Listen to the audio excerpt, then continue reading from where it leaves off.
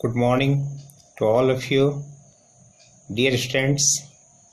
मैं doctor K N. Tiwari, principal SKJ law college Muzaffarpur आज उपस्थित हूँ आपके समक्ष पुनः लीगल लैंग्वेज और जनरल इंग्लिश में एक बहुत ही महत्वपूर्ण विषय लेकर डोनेशियो मॉर्टिस काउजा मर्जुल मौत, जो LLB 1 और प्री लॉ 3 छात्रों के लिए महत्वपूर्ण है।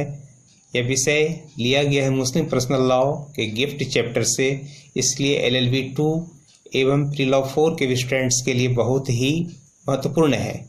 इसके अतिरिक्त यह जो जुडिशल सर्विसेज के परीक्षाओं के लिए जो छात्र छात्राएँ तैयारी करते हैं उनके लिए भी महत्वपूर्ण है। तो मर्जुल मौत, death bed transactions, can a dying persons can donate his property, this is the subject matter of today. तो इसका शाब्दिक अर्थ है कि यह दो शब्दों से मिलकर के बना हुआ है, एक मर्ज और दूसरा मौत। मर्ज इंडिकेट करता है डिजीज को, रोग को, और मौत डेथ को, जिसमें मर्ज का अर्थ बीमारी और मौत का अर्थ मृत्यु होता है। इस तरह जब किसी रोगी या बीमार व्यक्ति को मृत्यु की आशंका हो गई हो तो उसे मर्जुल मौत कहते हैं। इसकी परिभाषा विभिन्न विद्वानों ने विभिन्न प्रकार से दिया है। अकॉर्डिंग टू मुल्ला, मर्जुल मौत वह रोग है जो रोगी के मन में मृत्यु का भय उत्पन्न करता है और कालांतर में उसकी मृत्यु हो जाती है। बेली के अनुसार मर्जुल मौत एक ऐसा रोग है जिसमें रोगी को मृत्यु की अत्यधिक संभावना होती है। Baillie digest of Mohammedan law.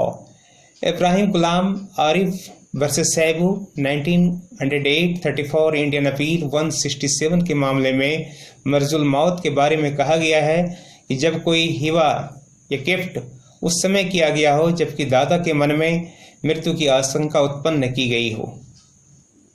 इस प्रकार रोगी व्यक्ति द्वारा मरणासन स्थिति में किया गया हिबा गिफ्ट मर्जुल मौत कहलाता है।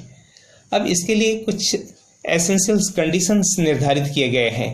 मर्जुल मौत या हिबा तब तक में वैलिड नहीं होती है जब तक में कि इसके डिफरेंट जो कंडीशंस हैं उसको पूरा ना कर लिया जाए। तो इसके कंडीशंस इस प्रकार हैं। नंबर 1, यह आवश्यक है कि मर्जुल मौत की स्थिति में हिबा करने वाले व्यक्ति के मन में मृत्यु की तत्काल एवं निश्चित रूप से आशंका होनी चाहिए और वह रिजनेबल होनी चाहिए। नंबर 2, वह व्यक्ति जो डोनर है जिसको कि अपनी प्रॉपर्टी को दान करना है वह बिल्कुल इनवैलिड होना चाहिए, अर्थात वो बेड पर ही रहे, वह बेड पर ही उसे होना चाहिए, वो अपना नित्य कर्म करने में बिल्कुल ही असमर्थ है। यह भी आवश्यक है कि वह संबंधित व्यक्ति अपना डेली रूटीन नहीं कर पा रहा है, वह खड़ा होने की स्थिति में नहीं है और न तो वह धार्मिक कोई आयोजन ही खुद स्वयं कर सकता है। नंबर 3, उसकी जो डिजीज है वही काउज होना चाहिए उसकी मृत्यु का। मर्जुल मौत में किया गया दान तभी वैध होता है जब डोनर की मृत्यु के कारण वही रोग जिसमें से मृत्यु होने की आशंका थी, इसके अतिरिक्त दाता की मृत्यु हो जाना आवश्यक है। इसको नोट करें कि जो डोनर हैं जिसने प्रॉपर्टी को डोनेट किया है, मर्जुल मौत के तहत उसकी मृत्यु हो जानी आवश्यक है। यदि वह जीवित रहता है तो यह डोनेशियो मॉर्टिस काउजा फुलफिल नहीं करती है, वह दान वैलिड नहीं होती है।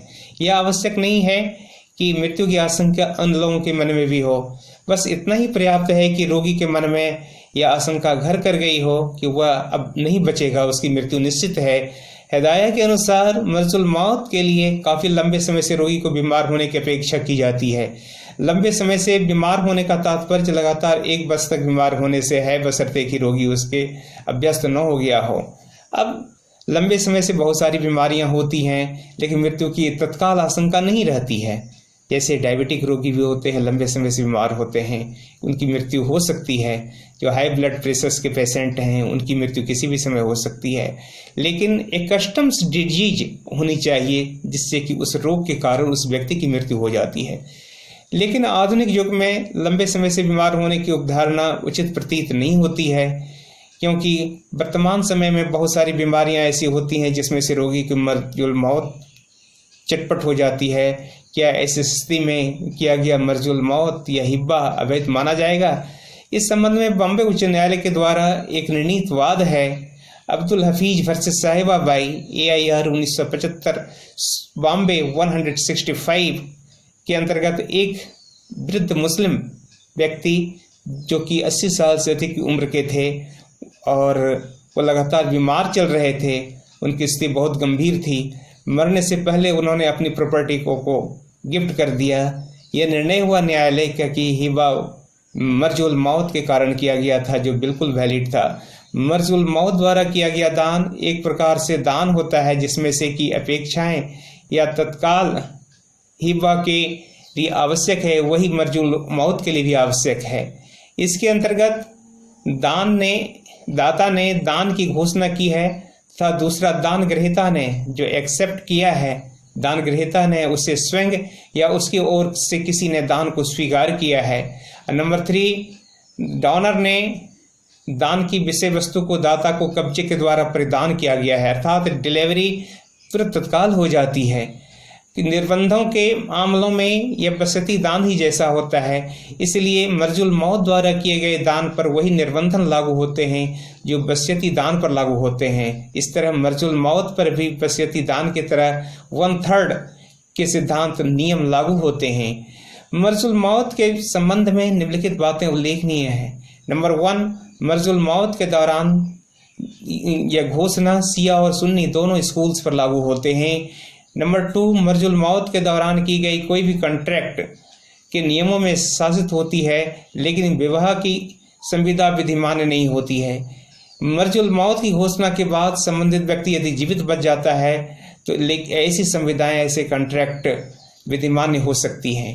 नंबर 3, मर्जुल मौत के द्वारा किया गया वक्फ केवल 1/3 हिस्से तक ही विधिमान्य होता है, यदि संबंधित दूसरे उत्तराधिकारी यदि असहमत हों। नंबर 4, मर्जुल मौत की घोषणा करने वाले व्यक्ति ने यदि ऋण की अभिस्वीकृति की है तो गैर उत्तराधिकारी के पक्ष में यदि घोषणा की गई हो तो यह वसीयतदारों और लीगल एयर्स के विरुद्ध निश्चयात्मक होती है, लेकिन यदि किसी उत्तराधिकारी के पक्ष में की गई है तो संपत्ति पर बंधनकारी नहीं होगी। Now, once again, we should concentrate upon the abstract of donatio mortis causa. It means there are 3 different essentials. Apprehension of death, number 1. Number 2, death of donor after gift. Number 3, donated property shall not be more than 1/3 of the total. We come to the conclusion regarding this. This is clear thing of will plus gift plus combinations, and next to that this shall be applicable to both the branches, to the Shia as well as in Sunni also. And death is mandatory. Death of the donor is mandatory.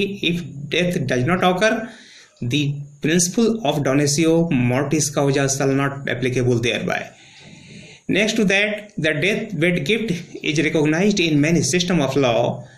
Through to what extent and in what circumstances such gifts can be made. Under the Muslim personal law, deathbed gift means hiba, that is marjul maut, is a combination of rules derived from 2 branches of Muslim law, the law of gift and law of will. The law relating to the marjul maut is a combination of rules derived from both the branches. The concept of marjul maut is based on donatio mortis causa as a gift of ambiguous nature, neither exactly a gift nor exactly a legacy, but it contains with the nature of both. Now I want to discuss its implications made earlier and what could be its validity if the persons making it would survive. Moreover, marjul maut, which means a gift was made under the pressure of the apprehension of death, thus persons may sometimes left with other options. Hence, this is the question of academic discussions about the validity of the gifts made during marjul maut. Thanks a lot. Have a nice day.